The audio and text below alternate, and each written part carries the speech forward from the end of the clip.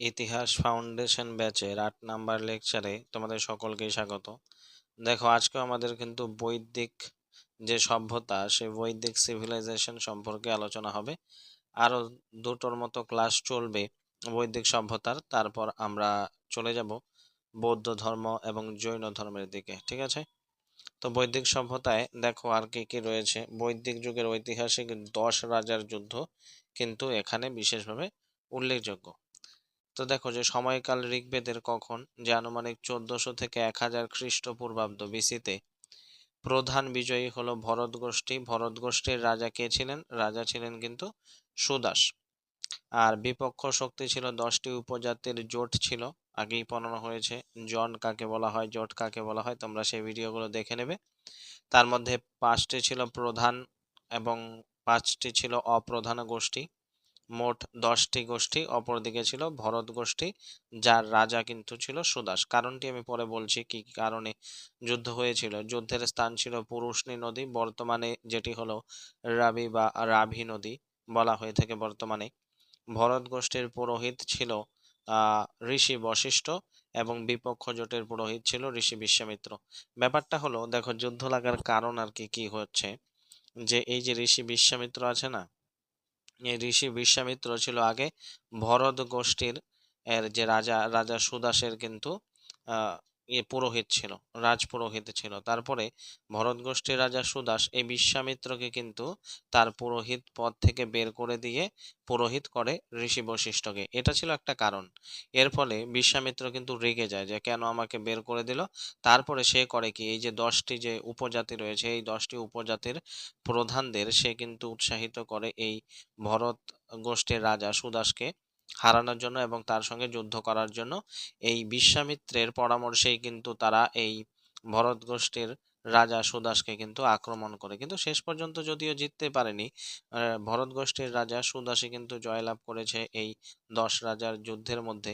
এটা ছিল একটি কারণ। এবং অন্য আরেকটি কারণ ছিল যে নিচে দেখতে পাবে যে জল বন্টন, কোন নদী? পুরুষনি নদীর গতিপথ পরিবর্তন করে জল কিন্তু পাস করা হচ্ছিল, যার কারণেও কিন্তু যুদ্ধটা হয়েছিল। মানে দুটো কারণে এই মূলত যুদ্ধটি হয়েছিল। ঠিক আছে? তো অংশগ্রহণকারী সমূহ দেখো, পক্ষ যেটা রয়েছে, একটি পক্ষ হচ্ছে ভরত গোষ্ঠীর রাজা সুদাস ছিল একদিকে, আর অন্যদিকে ছিল 10টি উপজাতির প্রধানরা। প্রধান এবং প্রধান 5টি, অপ্রধান 5টি জন ছিল, উপজাতি ছিল। এদের মধ্যে প্রধান 5টির নামও দেওয়া আছে এবং অপ্রধান 5টির নামও কিন্তু আমি এখানে তোমাদের সামনে তুলে ধরেছি। তোমরা দেখবে এই 10টি উপজাতি কারা কারা ছিল এবং এর ফলাফল কি হয়। এর ফলাফল হয় যে এই যে ভরত গোষ্ঠীর রাজা সুদাস এ কিন্তু জিতে যায়। জেতার ফলে কি হয়, যে উত্তর ভারতে তার নিজের যে গোষ্ঠী, সেই গোষ্ঠী কিন্তু একচ্ছত্র মানে একা সব আধিপত্য প্রতিষ্ঠিত করে। এবং তার ফলেই আমাদের এই যে ভারতবর্ষ, ভারতবর্ষ নামটি কিন্তু এই ভরত থেকে এসেছে বলে অনেক ঐতিহাসিক মনে করেছেন। কারণ তিনি কে ছিলেন? যে ভরত গোষ্ঠীর রাজা ছিলেন এবং তিনি কিন্তু জয়লাভ করেছিলেন সেই 10 উপজাতির জোটের বিপক্ষে। তাদেরকে হারিয়ে তিনি কিন্তু রাজা হয়েছিলেন, যার কারণে তিনি কিন্তু একটা বিখ্যাত ব্যক্তি। আর সেই ভরত গোষ্ঠীর নাম অনুসারেই কিন্তু আমাদের দেশের নাম হয়েছে কি ভারতবর্ষ। এটা অনেক ঐতিহাসিক মনে করেছেন। ঠিক আছে? তারপরে আসো, যে এখানে প্রথমেই তোমাদেরকে বললাম এটা চার্টের হিসেবে 10 রাজার যুদ্ধকে আমি তোমাদের সামনে তুলে ধরেছি। এখানে হয়তো স্পেলিং এর কিছু মিস্টেক রয়েছে, একটু তোমরা আগেরটাই একটু প্রেফার করবে বেশি, আর এটাকে একটু প্রেফারটা একটু কম করবে। যে এই যে এখানে যে 10টি উপজাতির কথা বললাম, 5টি প্রধান 5টি অপ্রধান, এদের এখানে কিন্তু নাম দেওয়া আছে। এটা বোঝানোর জন্য একটা চার্ট করে দিলাম যে ভরত জনের রাজা হচ্ছে কি, নাম হচ্ছে সুদাস এবং তার পুরোহিত হচ্ছে বশিষ্ঠ। বশিষ্ঠ এই যে এইদিকে হবে আর কি আমাদের যেটা বিশ্বামিত্র। এই বিশ্বামিত্র কিন্তু ভরত গোষ্ঠীর রাজা ছিল এবং পুরোহিত ছিল। তারপর ভরত রাজা, ভরত জনের রাজা সুদাস কিন্তু বিশ্বামিত্রকে বের করে দেয়। বিশ্বামিত্র বের হয়ে গিয়ে এই যে 10 জন, 5টি আর্য এবং 5টি অনার্য জনপদ বা জন, এদেরকে উৎসাহিত করে এই ভরত রাজাকে হারানোর জন্য, ভরতের রাজা সুদাসকে হারানোর জন্য। কিন্তু শেষ পর্যন্ত এই সুদাস কিন্তু জিতে যায়। ঠিক আছে? এটাই হচ্ছে 10 রাজার যুদ্ধ, এখানে আমি চিত্রের মাধ্যমে তুলে ধরলাম। তোমরা এখানে বিশ্বামিত্র একটু লিখে নিবে, এদের কিন্তু রাজি করায় যুদ্ধ করার জন্য এই 10টি জনকে।